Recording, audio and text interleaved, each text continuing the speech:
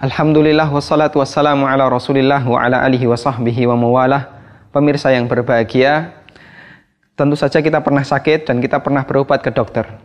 Kira-kira kalau kita perhatikan, dokter akan memberikan 3 saran, 3 tahapan untuk mengobati sakit yang kita derita. Saya gambarkan di sini ada sebuah segitiga. Sebut saja segitiga kesehatan. Dokter ketika mengobati kita, saran yang pertama yang akan diberikan adalah menjaga kesehatan, menjaga kekuatan fisik.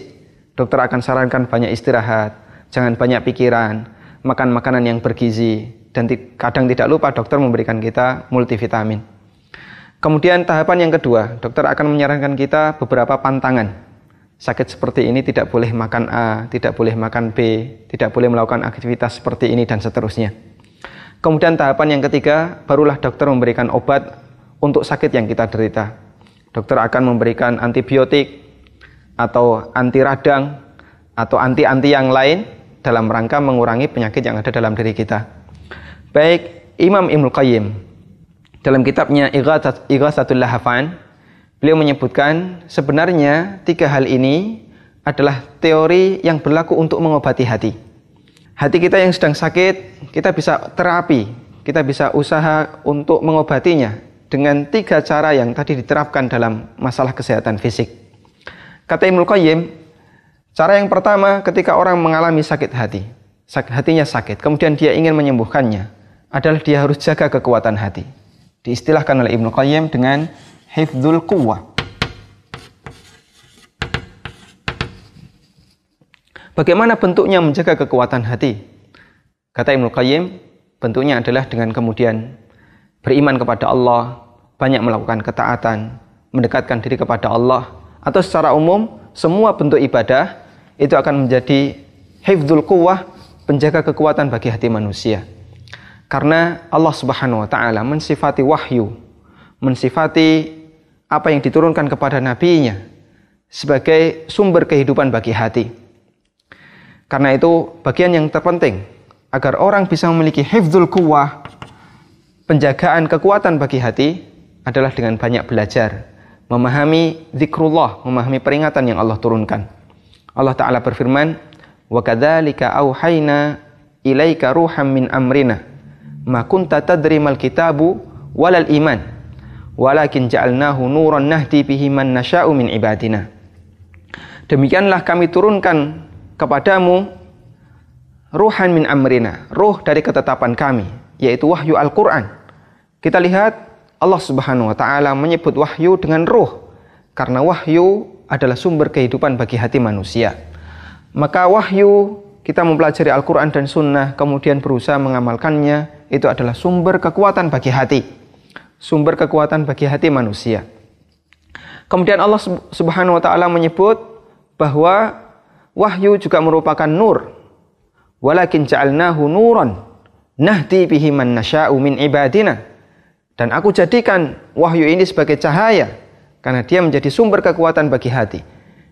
Yang dengan itu aku beri petunjuk siapa saja di antara hambaku yang aku kehendaki.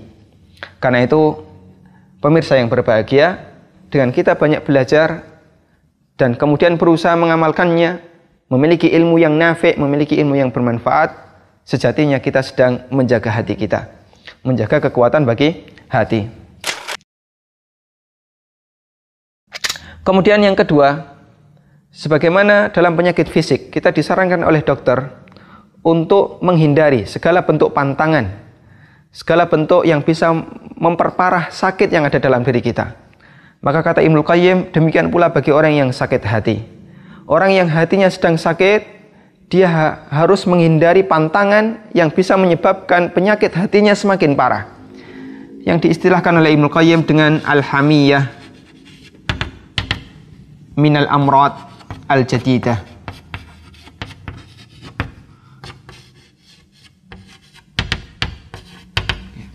Perlindungan dari sumber penyakit yang baru. Hati sudah sakit, maka jangan diperparah dengan adanya penyakit yang baru.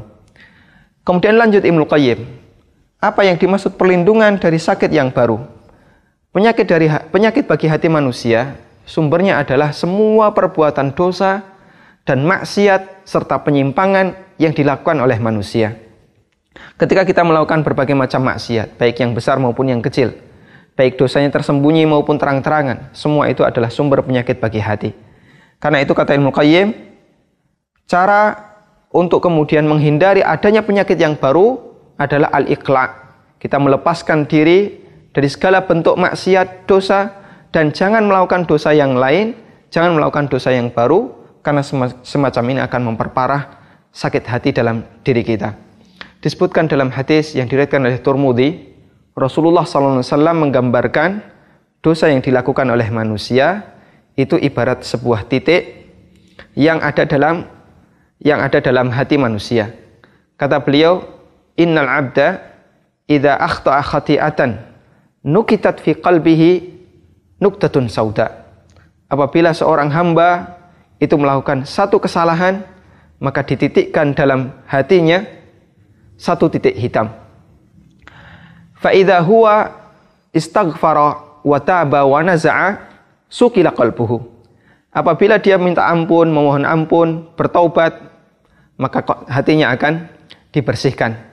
Fa in ada zida hatta ta'lu qalbahu.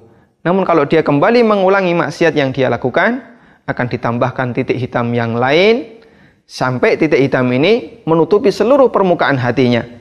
Nah, ketika seluruh permukaan hatinya sudah ditutupi dengan titik hitam, maka akan sangat sulit ada tembusan hidayah yang bisa menyentuh hatinya. Karena titik hitam ini akan menghalangi dirinya untuk mendapatkan petunjuk yang baru dari Allah Subhanahu wa taala. Kemudian berikutnya yang ketiga, dokter menyarankan ketika orang sakit dengan memberikan obat, dengan memberikan obat untuk menghilangkan penyakitnya. Dan kata Ibnu Qayyim, dalam penyakit hati juga demikian, orang bisa menghilangkan penyakit hatinya dengan istifragh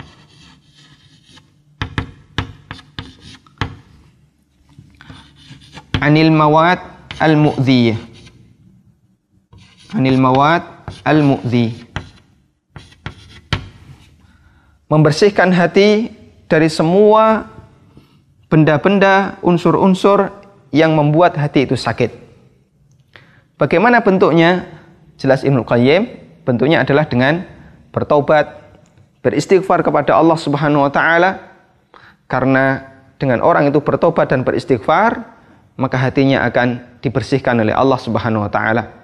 Sebagaimana dinyatakan dalam hadis riwayat Ibnu Majah, Nabi SAW bersabda, "At-taibu minadz-dzambi kaman la dzamba lahu."